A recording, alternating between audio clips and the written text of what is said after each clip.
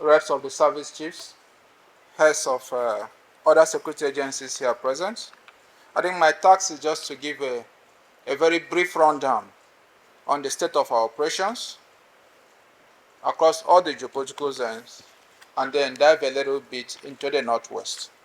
Before I do that, as always, I want to commend our troops and other security agencies in the front line for the very hard jobs they are doing within prevailing circumstances and also available resources. I think they are doing great, and we should always commend them for the hard work.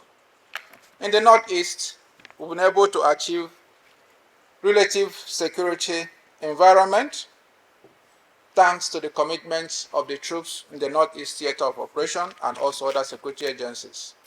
We successfully conducted Operation Desert Sanity, Operation Mountain Sanity, and also Operation Lake Sanity 3, and recorded successes. It is those successes recorded in these operations that underpin the stable security environment in the Northeast, particularly the Borno area. There have been huge returns. Approximately 170,000 locals have been able to return to their homelands in Borno, Yobe, and other states.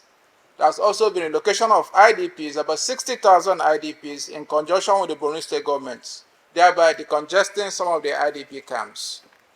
Our adversaries, about 225,517 terrorists and their families, have so far surrendered, and also those in war cantonment have been successfully moved to Operation Safe Corridor Gombe as part of our non-kinetic lines of operations. Statistics on major roads that have been reopened, on markets that have been reopened, also shows that the troops in the Northwest have done well and economic activities have increased.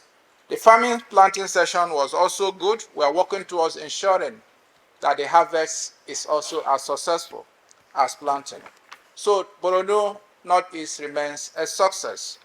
Going down to other theaters, in the North Central is also stable, less the challenges we'll have in the Shiroro areas in Niger State and also some other areas within the same state. However, we are tackling the situations as part of the overall challenges we'll have in the Northwest. The rest of the North Central is relatively stable. Operations of militia groups in Benue and Nasarawa states have been reduced. Likewise, the spate of kidnapping in these general areas. In the South-South, we've recorded huge successes based on the directive of Mr. President to the CDS to anchor and direct the operations in the South-South to ensure increased oil production. That has been achieved to a reasonable extent, and the outcome of that directive is that we have a central command and control of all our operations in the South-South Operation Delta Safe under the Commander Joint Task Force Operation Delta Safe. We've also been able to establish a joint intelligence fusion center to increase situational awareness. We've also been able to establish and deploy a joint monitoring team to be able to monitor what our troops are doing, monitor what all the stakeholders are doing, towards ensuring accountability in the entire process. And our operations in this area was based on key 4 pillars. First was offensive operations, which were conducted to clearly clear all major infractions along key pipelines, particularly the Trans-Niger pipeline and other areas as identified by the NNPC. We've also been able to carry out deterrent operations, having cleared those areas, deterrent operations to ensure that oil thieves and militants do not have access to pipeline routes. That entails increased physical deployment, increased ISR, increased choke point operation by the Navy and the land forces, and also physical domination. We are aware that there are also some bad eggs within the security agencies, so we're able to also mount an accountability line of operation, which means that troops and other security agencies are clearly monitored to ensure that they remain professional in the conduct of their duty. And to a large extent, they have remained professional in the conduct of their duty. There's also a wider government and community engagement. Community engagement in the sense that we believe that the oil communities are key to addressing the challenges in the Niger Delta. And to that, we've been sufficiently able to engage the state government, we've been able to engage the communities to ensure that we'll have a comprehensive approach, we'll have a holistic approach to tackling the challenges in the Niger Delta. And I want to assure you that that is instrumental to the success we've achieved. Today, to have about 100% terminal factor along the key oil pipelines, I think that is massive. If we can remain at that level, then the directive of Mr. President to work towards having a 2 million barrels per day is achievable within the next few months. Moving down to other theaters of operation. In the southeast, the situation in the southeast is also stable. A large number of IPOB and ESN have been neutralized, and also there is also a noticeable containment in their ability to enforce it at home on Mondays. Sit at home on Mondays was a key weapon of IPOB, fully weaponized, that now that we have begun to reduce the ability of that sit at home to impinge on socio-economic activities, the effect of IPOB in the region is gradually reducing. There are one or two targets here and there. Of late, there have been targets of police station, there have been targets of some local government headquarters, but the armed forces is working towards addressing these areas and ensuring that the ability of IPOB to undermine the authority of both the state and the federal government is contained and reduced to the barest minimum. In the North Central, again, we also have a stable security situation. The crisis in Plateau State have fully stabilized because of the stabilization operations. Also, militia operations in Benue and Nasarawa is also being reduced through the activities of troops deployed in those areas.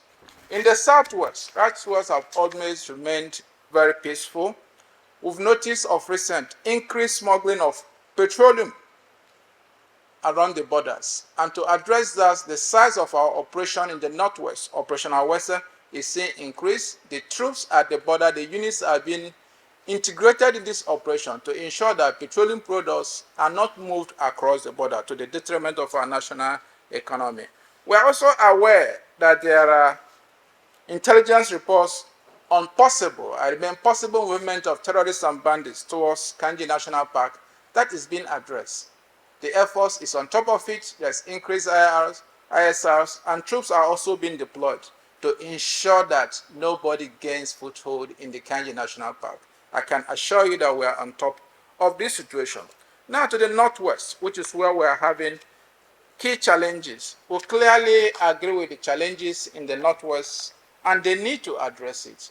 And to address it, the CDS have directed a holistic review of the entire operation in the northwest to make it more effective, and that we are currently doing. And it's one of the main reasons why all the heads of security agencies are here. So we can put heads together and plan a much more comprehensive operation on how to tackle the situation. Of course, we are not forgetting the need to carry along the key stakeholders, which are the state government, the community heads, and we are doing that. The CDS and the Minister of State for Defense was in the Northwest about the last 2 weeks to engage with critical stakeholders on the best way to solve this problem. And very soon, I assure Nigerians, you're going to see a change because the operation is being fine-tuned, and that will be launched very soon. We are also aware of the external dynamics that undermine the national security in the Northwest, particularly the issues in the Sahel. And because of our appreciation of the need to ensure that that issue is reduced, the CDS was able to successfully conduct a visit to Niger. And I think that visit was an icebreaker in the sense that it was about the first time that the Nigerian authorities agreed and fully hosted a delegation from our country. That means they are opening up. They are opening up on how we can be able to solve the problem, on how we can be able to increase the bilateral relation between both countries. A communique was issued at the end of that visit, and which has been released. But just for effects, I'll just highlight few key things that was agreed on.